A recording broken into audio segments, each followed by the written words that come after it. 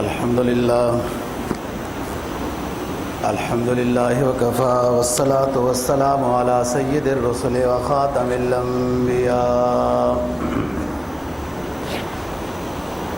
وعلى آله وأصحابه الذين أوفوا عهدا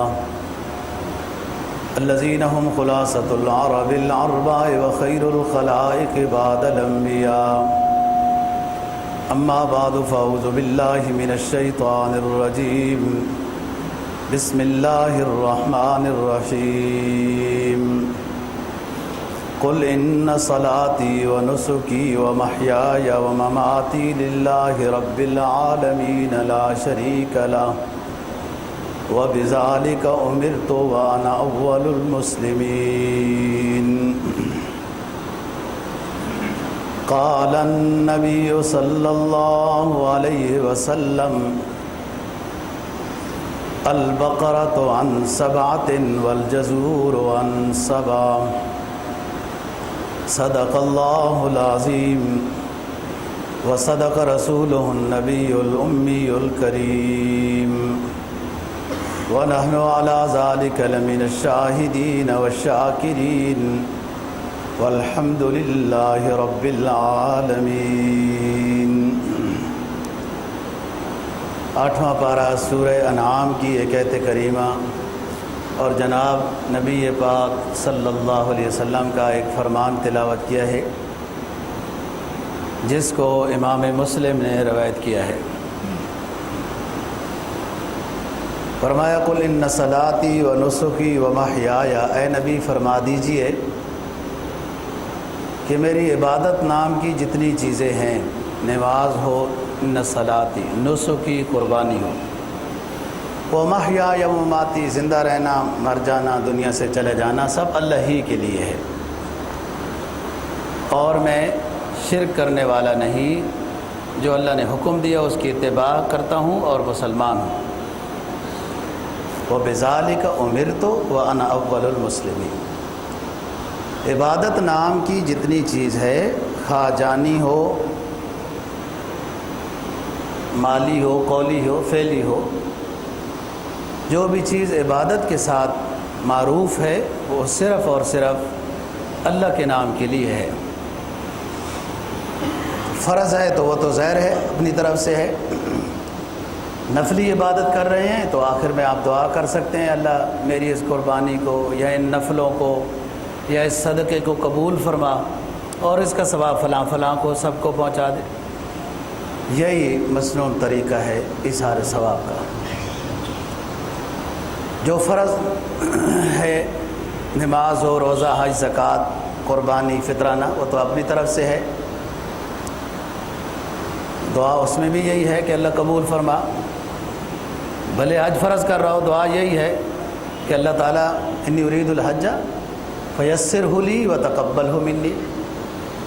حج فرض کا ارادہ کر رہا ہوں، آسان فرما، قبول فرما.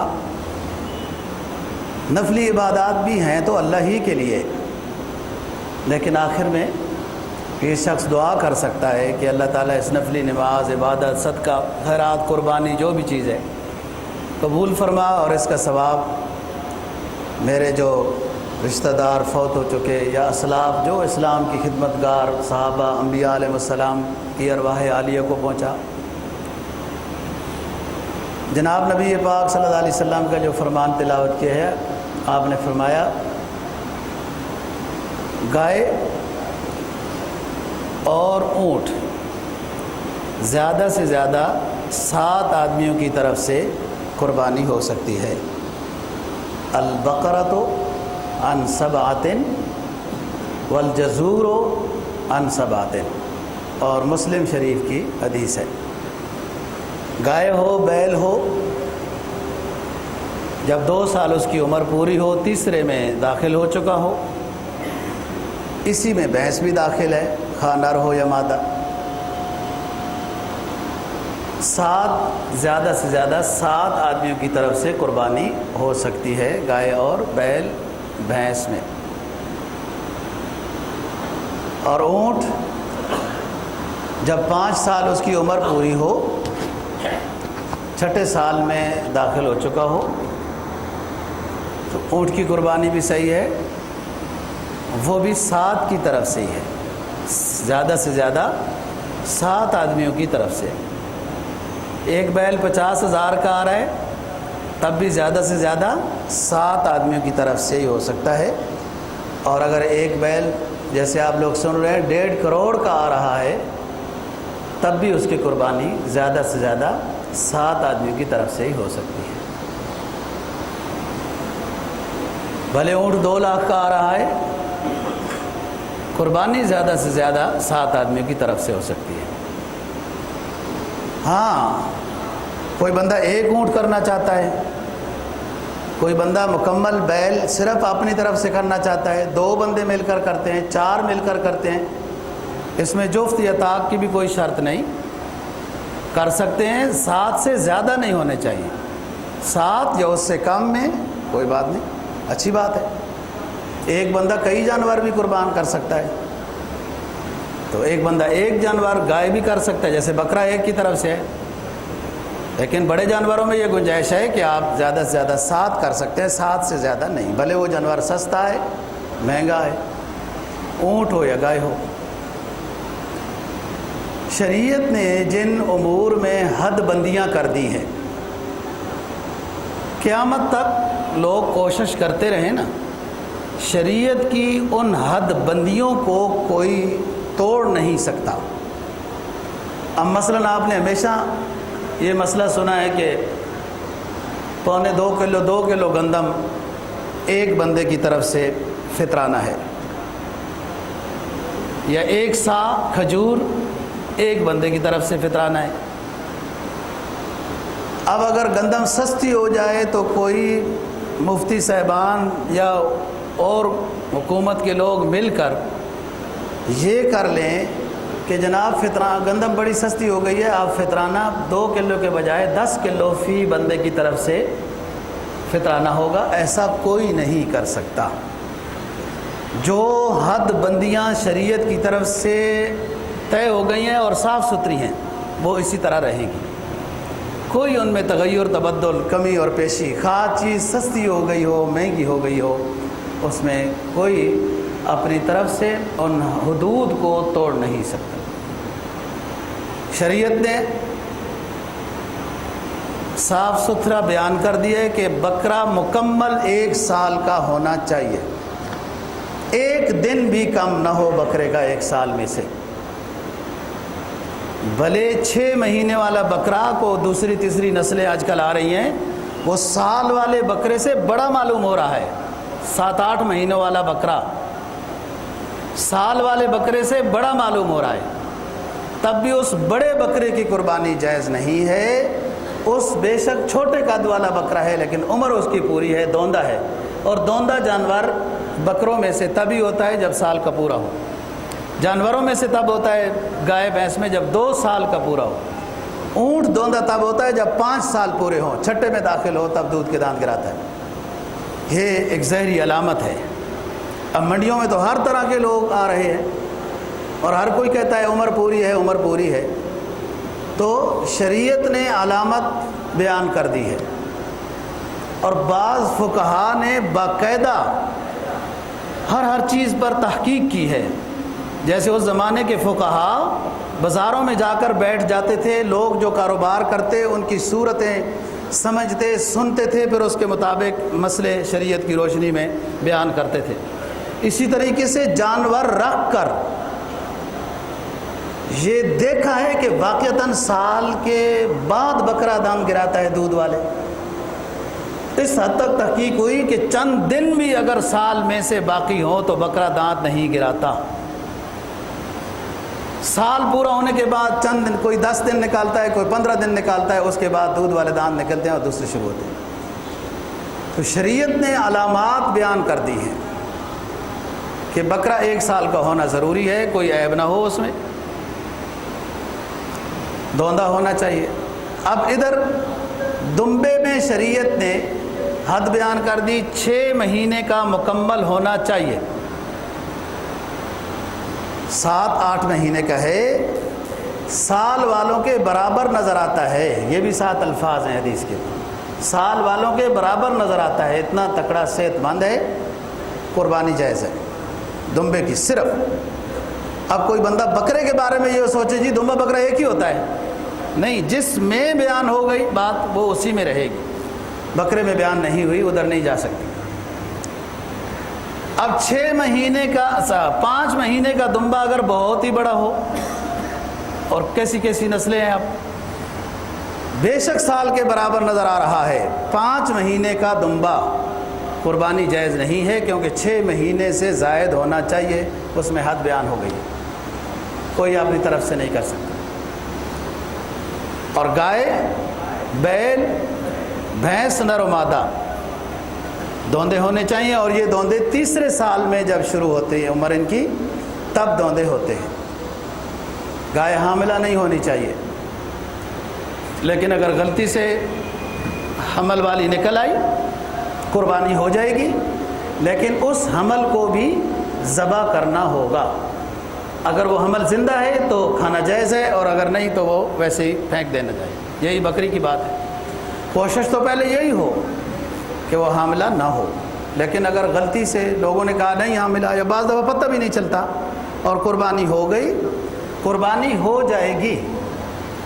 وہ بچہ اگر زندہ نکلا تو اس کو ذبح کرنا کھانا بھی جائز ہے، ویسے نکلا تب بھی ذبح کر دیں، بس پھینک دیں اس کو۔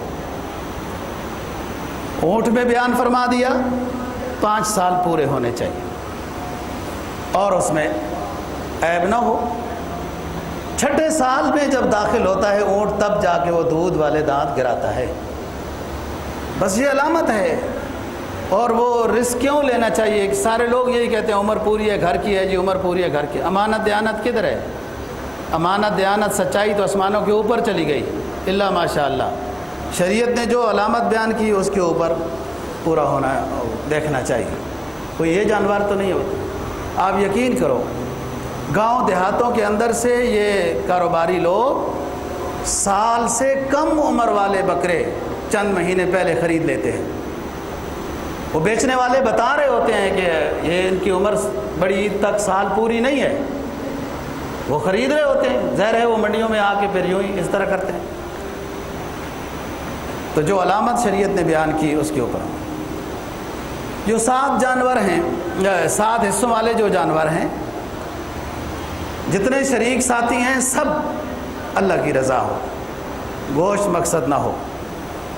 دوسرا مسئلہ یہ ہے کہ تقسیم بالکل صحیح ہو، 7 میں سے کسی ایک کی نیت بھی ریاکاری نہ ہو، گوشت کھانے کی نہ ہو، اگرچہ گوشت کھانا جائز ہے، بلکہ مستحب ہے، بلکہ محبوب ہے۔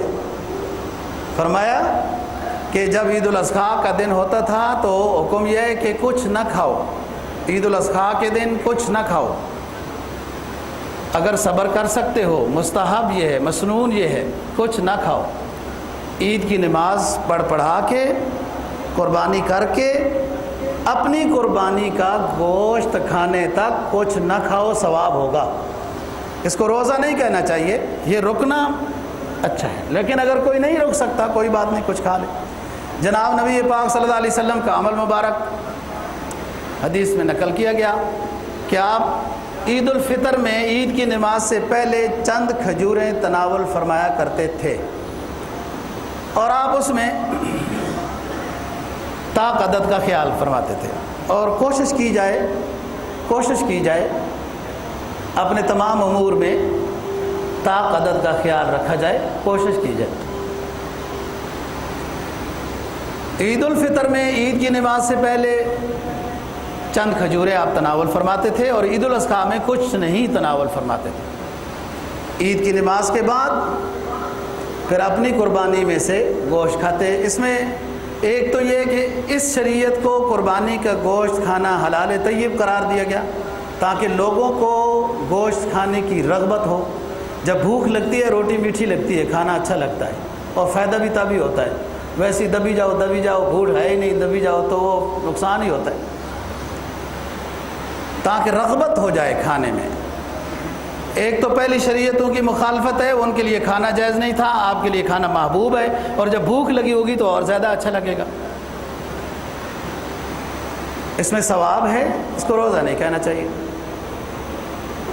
جو بڑے جانور ہیں جس میں 7 حصے زیادہ سے زیادہ ہو سکتے ہیں، اس میں واجب قربانی یا کوئی بچوں کا حقیقہ رہتا ہے، حقیقے والے حصے، یا نفلی قربانی، یا اتفاق سے دوسرے یا تیسرے دن ولیمہ بھی ہے بچوں میں سے کسی کا، ولیمے کا حصہ، کسی مرحوم کا حصہ۔ ان جو بڑے جانور میں 7 حصے ہیں، ان میں یہ سارے حصے داخل کیے جا سکتے ہیں۔ واجب حصہ قربانی کا، حقیقے کا حصہ بچوں کا حقیقہ رہ چکا ہے، یا کوئی نفلی کسی مرحوم کے لیے قربانی کر رہا ہے، آپ صلی اللہ علیہ وسلم کے لیے، اور اتفاق سے دعوت ولیمہ بھی انہی 2 دنوں میں ہے، یا دعوت ولیمہ چند دن بعد ہے، گوشت سنبھال کے رکھ لے گا۔ ولیمے کا بھی، نفلی بھی، مرحوم کا بھی، واجب بھی، حقیقے کا بھی حصہ بڑے جانور کے اندر شریک کیا جا سکتا ہے، کوئی حرج کی بات نہیں ہے،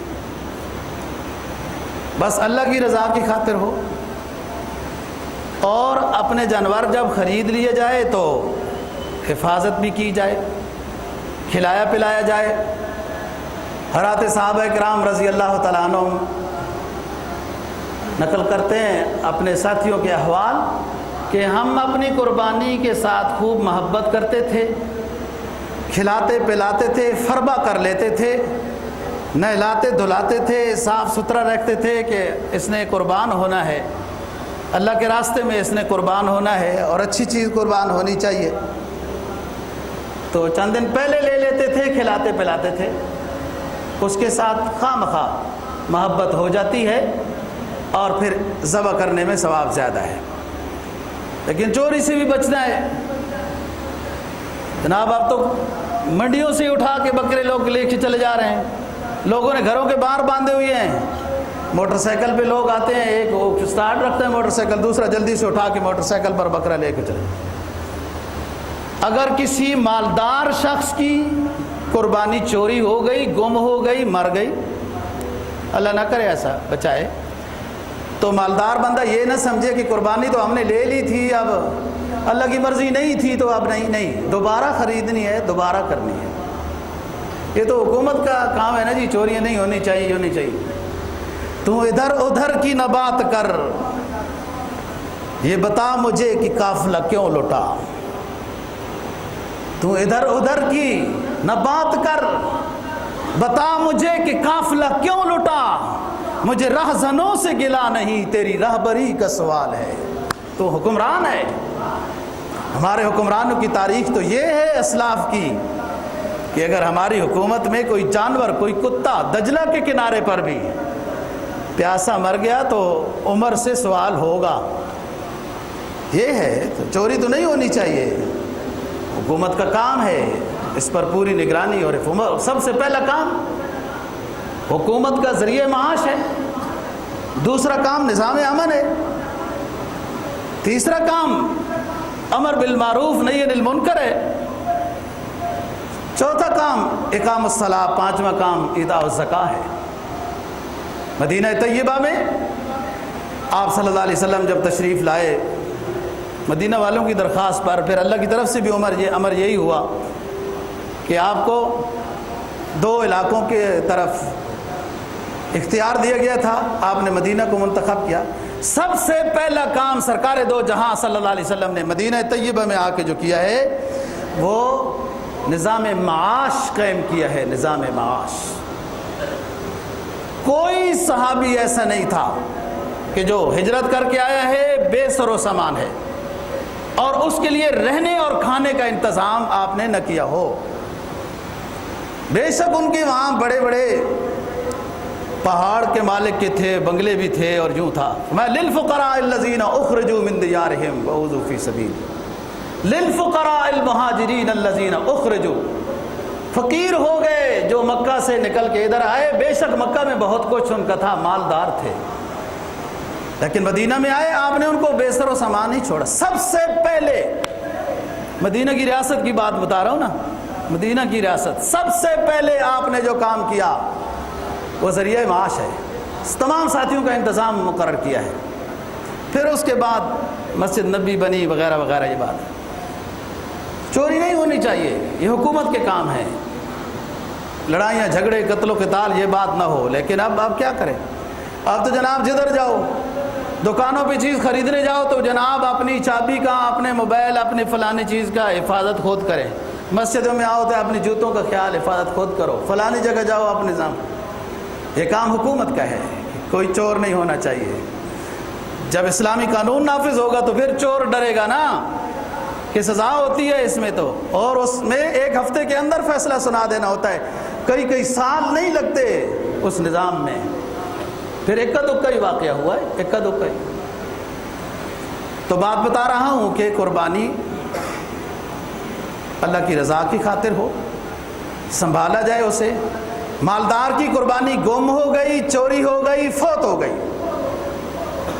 تو دوبارہ اس کو قربانی خرید کے قربانی کرنی ہے، کیونکہ اس پر واجب ہے. واجب اس کا ادا نہیں ہوا. جو چوری ہو گئی نا جی وہ بھی ضائع نہیں ہوئی، وہ تو صحیح کام میں گئی ہے. دیکھو بھائی 2 پیسے کے بدلے میں، اوقیہ کا لفظ ہے، میں پیسے کا ترجمہ کر رہا ہوں. 2 اوقیہ کے بدلے میں 70 مقبول نمازیں دلائی جائیں گی. کسی بندے نے کسی بندے کے 2 پیسے دینے ہیں دنیا میں، نہیں دیے چلا گیا، وصیت بھی نہیں کی، کھا گیا.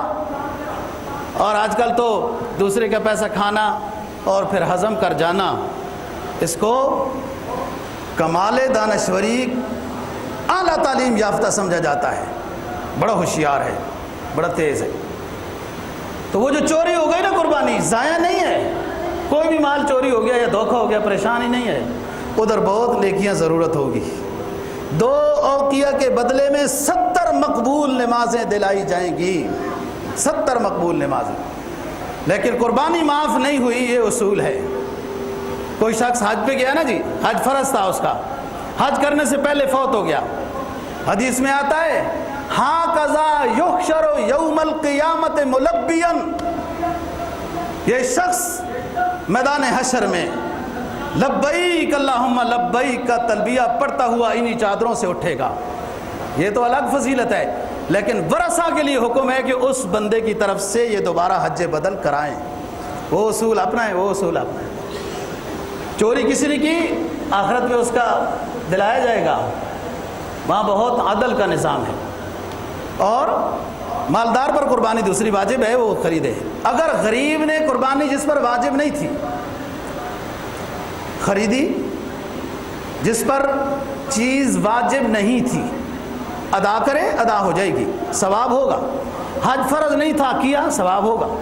مسافر تھا، جمعہ فرض نہیں تھا، جمعہ ادا کیا، ثواب ہوگا. اسی طریقے سے قربانی واجب نہیں تھی، غریب آدمی تھا، اپنی جانور پالے رکھا یا خرید لیا، بھائی سال کے بعد آتا ہے، ہمارا قرضہ تو ختم نہیں ہوتا، قربانی کرنی چاہیے، بہت ثواب ہے. ایک بال کے بدلے میں نیکی ہے. بیچارے کی قربانی گم ہو گئی. غریب کی قربانی جو خریدی تھی گم ہو گئی، چوری ہو گئی. دوبارہ اس پر قربانی خرید کر کرنا واجب نہیں، پہلے ہی واجب نہیں تھا، پہلے ہی واجب نہیں تھا. اس نے اپنے لیے خود یہ سعادت سمجھتے ہوئے قربانی کا نظام نافذ کیا اپنے اوپر. قربانی خرید کے لے آیا، چوری ہو گئی، گم ہو گئی، فوت ہو گئی تو چلو بس اس پر دوبارہ قربانی واجب نہیں ہے. لیکن اگر یہ کئی دن بعد دوبارہ مل جاتی ہے غریب کی قربانی تو اس کو دوبارہ وہ قربانی ذبح کرنی ہوگی جب بھی مل جاتی ہے.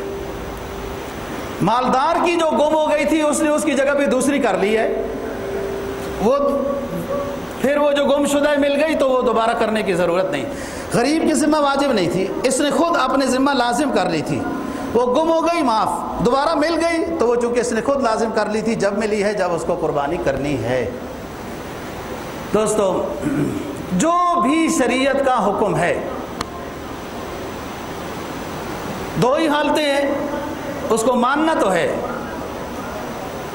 اگر طوعاً ماننا ہے تو پھر یہ اشرف المخلوق ہے، خوشی سے.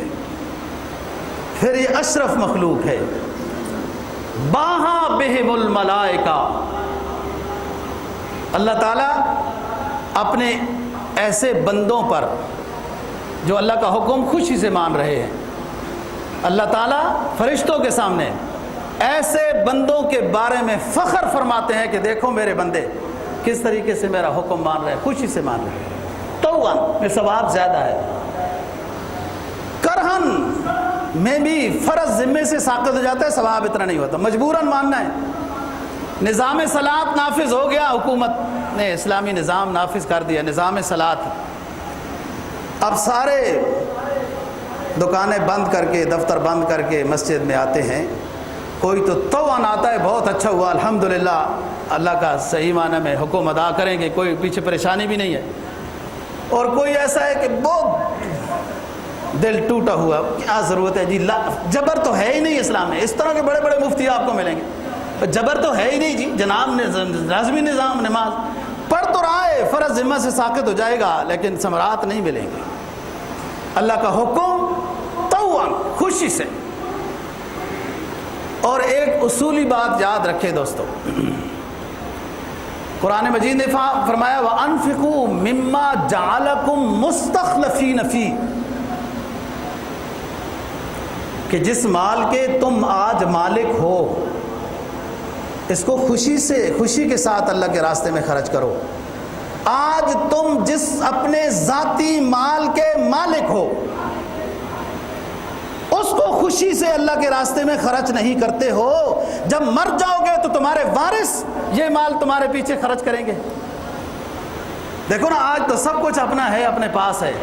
جب اپنا مال اپنے لیے، مستقبل کے واسطے، اپنے فائدے کے لیے، جی اپنا فائدہ ہے نا، خود نہیں خرچ کر سکتا تو کیا امید رکھتا ہے؟ اب جو خود نہیں کر سکتا تو پیچھوں پر کیا امید ہے کہ وہ کتنا خرچ کریں گے؟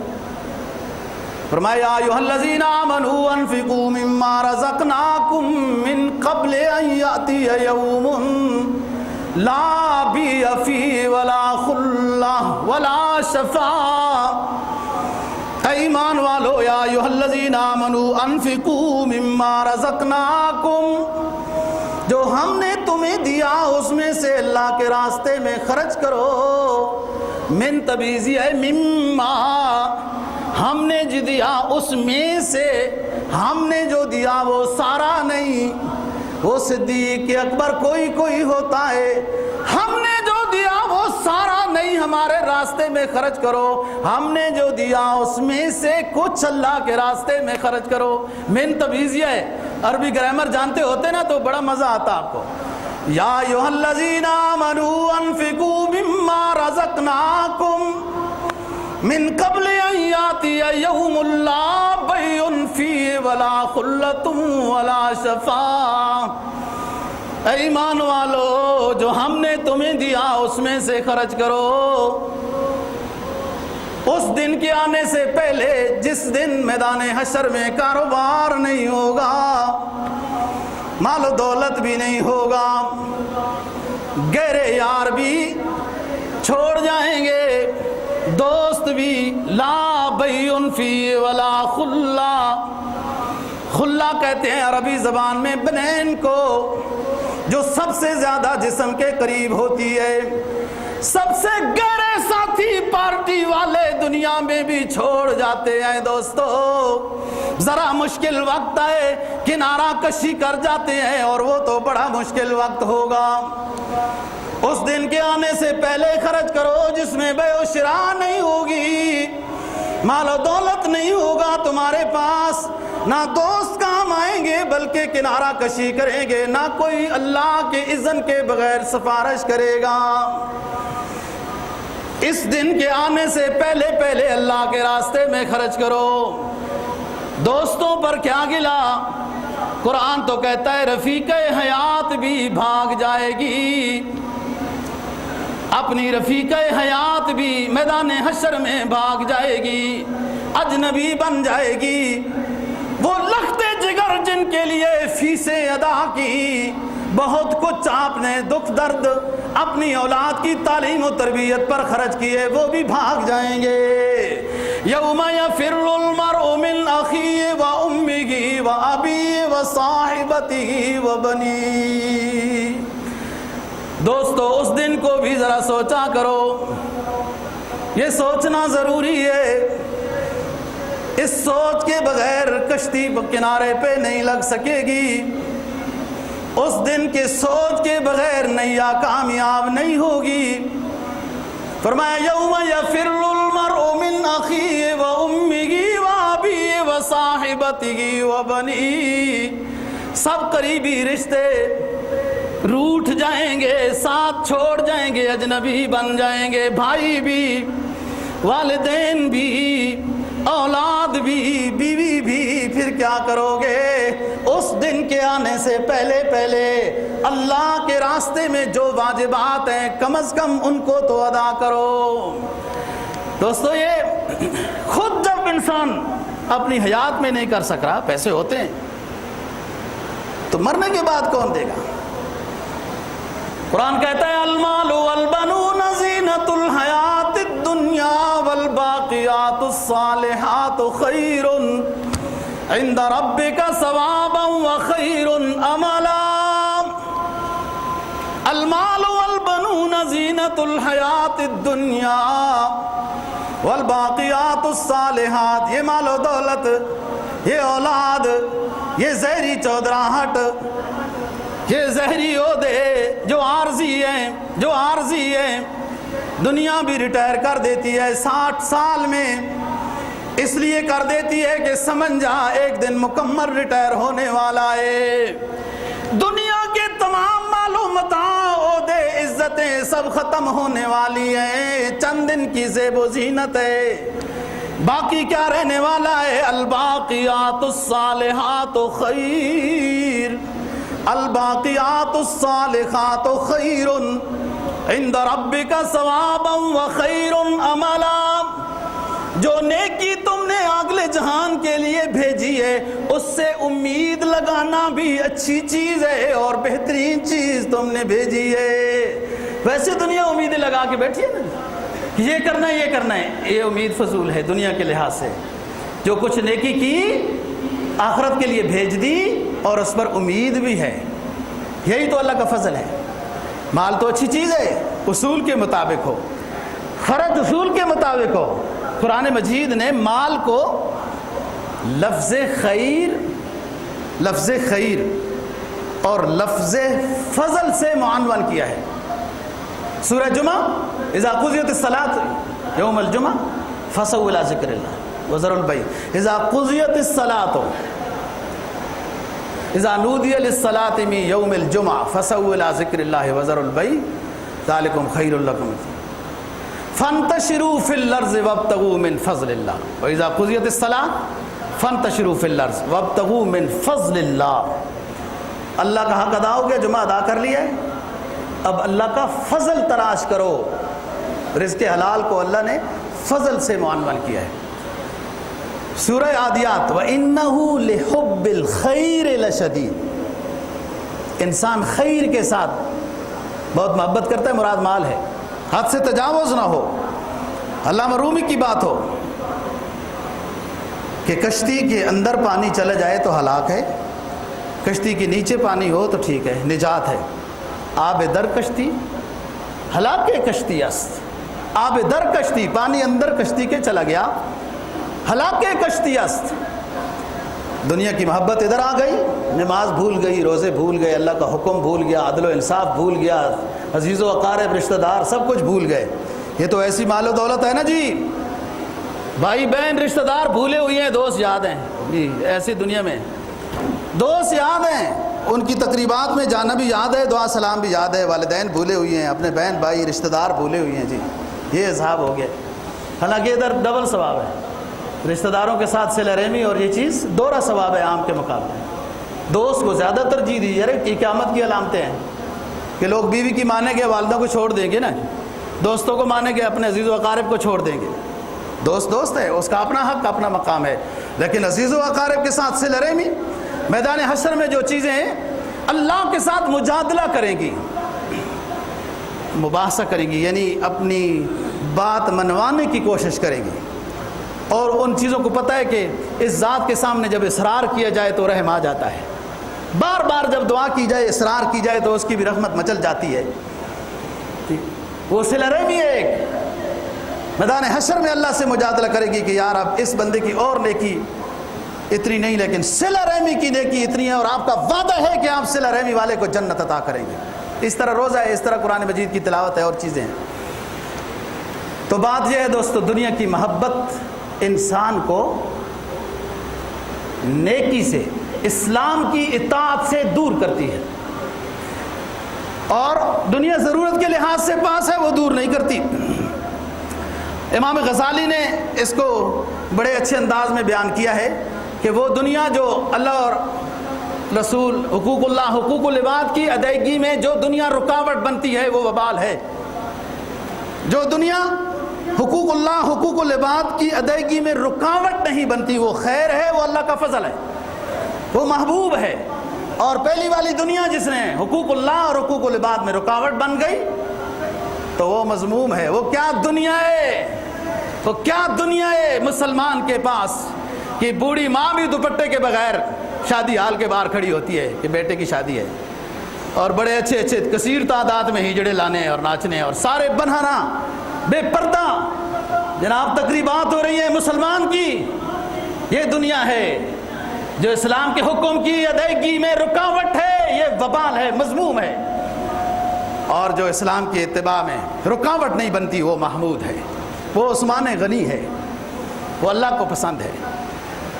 تو بات یہ کر رہا ہوں دوستو کہ یہ مال دولت اچھی چیز ہے، اور قرآن یہ کہتے ہیں انفقوا مما رزقناکم، ہم نے جو دیا نا اس میں سے خرچ کرو، اور فائدہ ادھر آپ کا، آپ کے ساتھیوں کا، یعنی قربانی کرو، گوشت خود بھی استعمال کرو، رشتہ داروں کو دو، غریبوں کو دو، خود ہی کھانا ہے، آپ کا فائدہ ہے، دنیا کے لحاظ سے بھی فائدہ ہے، ویسے بھی گوشت بندہ خریدتا رہتا ہے، اور آخرت میں یہی قربانی آپ کو نجات کا ذریعہ بنائے گی، آخرت کا بھی فائدہ ہے۔ اللہ کو کیا، اللہ تو کھانے پینے سے بے نیاز ہے۔ فرمایا لن ينال اللہ لحومها ولا دماؤها ولكن يناله التقوى منكم كذلك سخرها لكم لتكبروا الله على ما هداكم وبشر المحسنين۔ ایمان والو، تمہاری اتباع دیکھنی ہے، تم حکم کتنا مانتے ہو۔ ہمیں تو خون نہیں پہنچتا، گوشت نہیں پہنچتا، ہڈیاں نہیں پہنچتی، تمہاری اتباع پرہیزگاری پہنچتی ہے۔ پھر ہماری قدرت کے کرشمے دیکھو، مسلم کتنا بڑا طاقتور جانور، تو گراتا ہے وہ گر جاتا ہے، وہ مقابلہ نہیں کرتا، تو گراتا ہے گر جاتا ہے، میرے نام لیتا ہے وہ ذبح ہو جاتا ہے۔ کذالک سخرھا لکم، دیکھ میری قدرت، ان جانوروں کو میں نے کیسے تابع کیا، کیسے لٹاتے ہو، باندھتے ہو، آواز نہیں نکالتا، گھسیٹتے ہو، قبلہ رخ کرتے ہو، وہ چپ کر کے اپنے آپ کو قربان کرنے کے لیے تیار کر دیتا ہے۔ کذالک سخرھا لکم، میری قدرت کو دیکھو، مسلم کتنا بڑا جانور تیرے تابع کیسے ہو گیا۔ فرمایا جب تابع کرے گا، میرا حکم مانے گا، کذالک نجزی المحسنین، پھر نیکوں کو ہم یوں بدلا، دنیا میں اپنا فائدہ، آخرت کے لحاظ سے بھی فائدہ، لیکن امتحان تو ہے۔ سب جگہوں میں دنیا بڑے بڑے پیسے خرچ کر دیتی ہے، شادیوں کے ولیموں کو، فلان لاکھوں کا ولیمہ، جی لاکھوں کا ولیمہ۔ اور اگلی بات بھی بتاؤں، ایک بات یاد رکھنا، میں بہت ساری باتیں آپ کے لیے بتاتا ہوں، وہ بہت ساری اپنے لیے اور آپ کے لیے ہوتی ہیں، اور بہت ساری صرف آپ کے لیے ہوتی ہیں۔ میں تو نکاح پڑھاتا ہوں مسجد میں، کوئی پڑھانا چاہے، سنت مسجد میں ہے، فی سبیل اللہ، کوئی فیس دے تب بھی نہیں، فی سبیل اللہ، کوئی پتاسے تقسیم کرے لوگوں میں نہ کرے، ہمیں پتاسے کھجوروں سے کیا، اس سے کوئی نہیں۔ لیکن ہوٹلوں میں وغیرہ میری معذرت ہے، اتنی نیکی ہی نہیں ہے کہ جتنی ضائع ہو جاتی ہیں، لیکن جو ہوٹلوں میں جاتے ہیں وغیرہ وغیرہ، سمجھو مزے کی بات،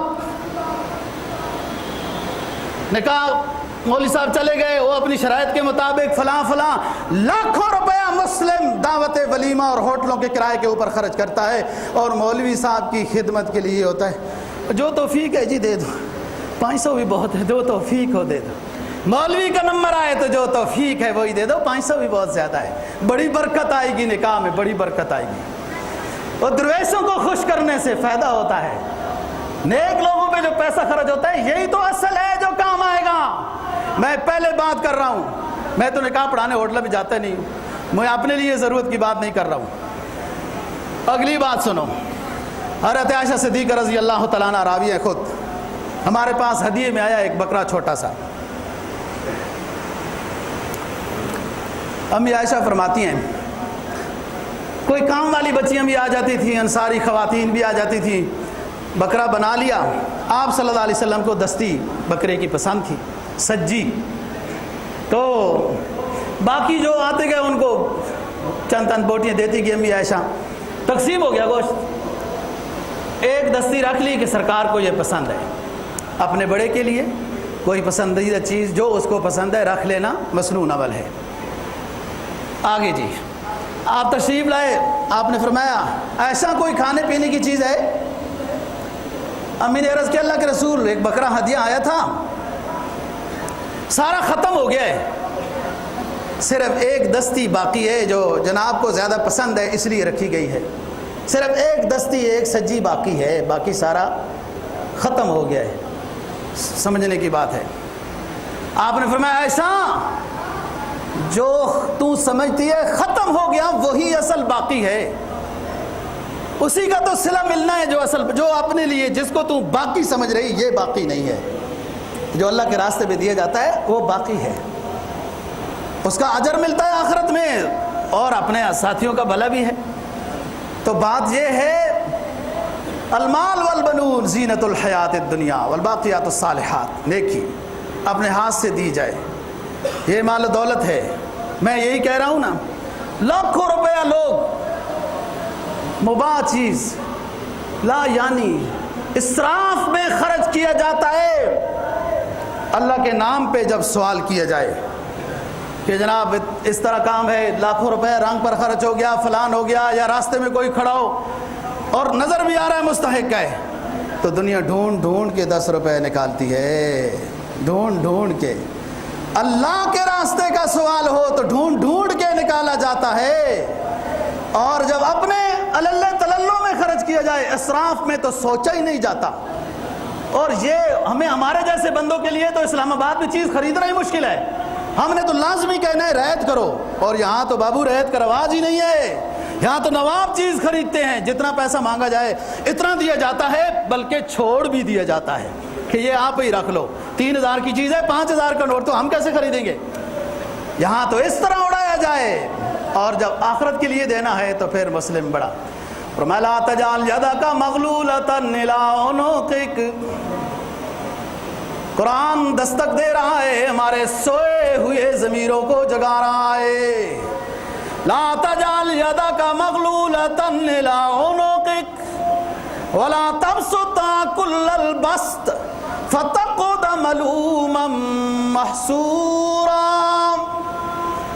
اے مسلم میانہ روی اختیار کر، نہ بخل کی وجہ سے اپنے ہاتھوں کو مکمل باندھ دے، یا حاتم تائی بن کے سب کچھ نہ لٹا دے، پریشانی ہوگی۔ یہ آزمائش ہے، انما اموالکم واولادکم فتنہ، یہ مال و دولت امتحان کے لیے دیا گیا ہے، کدھر خرچ کرتے ہو، کتنا خرچ کرتے ہو، کیسے کرتے ہو، خوشی سے کرتے ہو، توان کرتے ہو، کرہن کرتے ہو۔ یہ مال و دولت دنیا، اقبال مرحوم، یہ مال و دولت دنیا، یہ رشتہ و پیوند، بتانے وہم و گما، لا الہ الا اللہ، لا الہ الا اللہ۔ یہ مال و دولت دنیا، یہ رشتہ و پیوند، بتانے وہم و گما، یہ ہمارے خیالی بت ہیں، اتنے میرے پیسے ہیں، اتنی میری زمین ہے، اتنے میرے بنگلے ہیں، اتنے میرے پلازے ہیں، اتنی میری اولاد ہے، اتنی میری پارٹی ہے، یہ سارا کچھ ادھر رہ جائے گا، جو جائے گا وہ لا الہ الا اللہ۔ سلطان العارفین حضرت سلطان باہو رحمہ اللہ تعالی مسلم کو جگاتے ہوئے کہتے ہیں، یہ مسلم پریشان کیوں ہوتا ہے؟ اس کے پاس تو اتنی بڑی دولت ہے، اتنی بڑی دولت ہے۔ اللہ رب العزت فرماتے ہیں جب میزان عدل قائم کروں گا، ایک مسلم کا لا الہ الا اللہ محمد الرسول اللہ ترازو کے ایک سائیڈ میں رکھ دیں گے اور دوسری سائیڈ میں ساری دنیا، اگر ساری دنیا ساتوں زمینوں آسمان وما بینہما رکھ دیا جائے تو پھر بھی لا الہ والی سائیڈ جھک جائے گی۔ یہ اتنی اونچی چیز ہے اور مسلم پریشان ہے کہ میرے پاس کچھ نہیں ہے۔